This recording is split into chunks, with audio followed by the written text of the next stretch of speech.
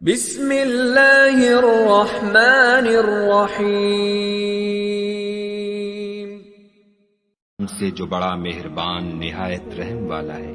تارے کی قسم جب غائب ہونے لگی کہ تمہارے رفیق محمد صلی اللہ علیہ وآلہ وسلم نہ رستہ بھولے ہیں نہ بھٹکے اور نہ خواہش نفس سے منہ سے بات نکالتے ہیں۔ یہ قرآن تو حکم خدا ہے جو ان کی طرف بھیجا جاتا ہے۔ ان کو نہایت قوت والے نے سکھایا، یعنی جبرائیل طاقتور نے۔ پھر وہ پورے نظر آئے اور وہ آسمان کے اونچے کنارے میں تھے، پھر قریب ہوئے اور آگے بڑھے تو 2 کمان کے فاصلے پر یا اس سے بھی کم۔ پھر خدا نے اپنے بندے کی طرف جو بھیجا سو بھیجا۔ جو کچھ انہوں نے دیکھا ان کے دل نے اس کو جھوٹ نہ جانا۔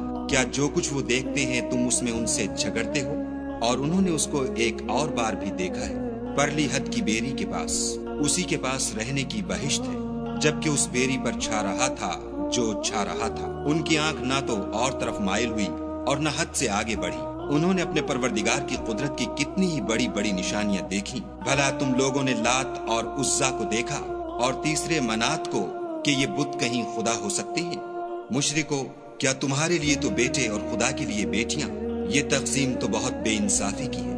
وہ تو صرف نام ہی نام ہے جو تم نے اور تمہارے باپ دادا نے گھڑ لیے ہیں۔ خدا نے تو ان کی کوئی سند نازل نہیں کی۔ یہ لوگ محض ظن فاسد اور خواہشات نفس کے پیچھے چل رہے ہیں، حالانکہ ان کے پروردگار کی طرف سے ان کے پاس ہدایت آ چکی ہے۔ کیا جس چیز کی انسان آرزو کرتا ہے وہ اسے ضرور ملتی ہے؟ آخرت اور دنیا تو خدا ہی کے ہاتھ میں ہے، اور آسمانوں میں بہت سے فرشتے ہیں جن کی سفارش کچھ بھی فائدہ نہیں دیتی مگر اس وقت کہ خدا جس کے لیے چاہے اجازت بخشے اور سفارش پسند کرے۔ جو لوگ آخرت پر ایمان نہیں لاتے وہ فرشتوں کو خدا کی لڑکیوں کے نام سے موسوم کرتے ہیں، حالانکہ ان کو اس کی کچھ خبر نہیں۔ وہ صرف ظن پر چلتے ہیں اور ظن یقین کے مقابلے میں کچھ کام نہیں آتا۔ تو جو ہماری یاد سے روگردانی کرے اور صرف دنیا ہی کی زندگی کا خواہاں ہو اس سے تم بھی منہ پھیر لو۔ ان کے علم کی یہی انتہا ہے۔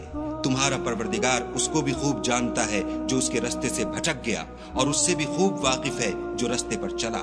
اور جو کچھ آسمانوں میں ہے اور جو کچھ زمین میں ہے سب خدا ہی کا ہے، اور اس نے خلقت کو اس لیے پیدا کیا ہے کہ جن لوگوں نے برے کام کیے ان کو ان کے اعمال کا برا بدلہ دے، اور جنہوں نے نیکیاں کی ان کو نیک بدلہ دے۔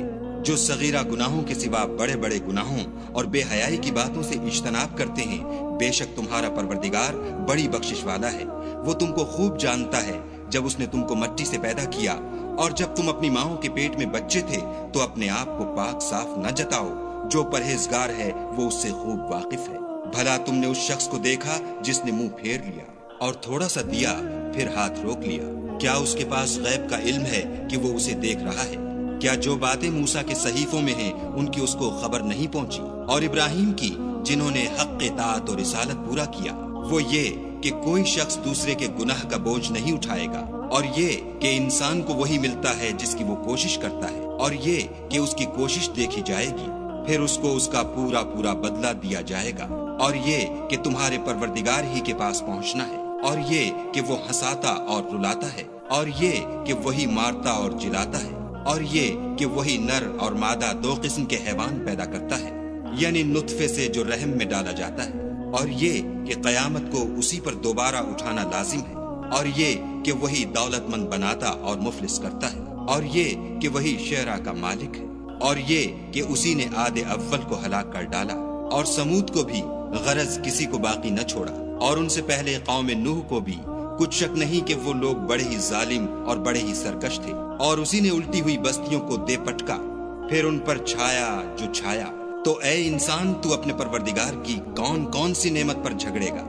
یہ محمد صلی اللہ علیہ وآلہ وسلم بھی اگلے ڈر سنانے والوں میں سے ایک ڈر سنانے والے ہیں۔ آنے والی یعنی قیامت قریب آ پہنچی۔ اس دن کی تکلیفوں کو خدا کے سوا کوئی دور نہیں کر سکے گا۔ اے منکرین خدا، کیا تم اس کلام سے تعجب کرتے ہو اور ہنستے ہو اور روتے نہیں، اور تم غفلت میں پڑ رہے ہو؟ تو خدا کے آگے سجدہ کرو اور اسی کی عبادت کرو۔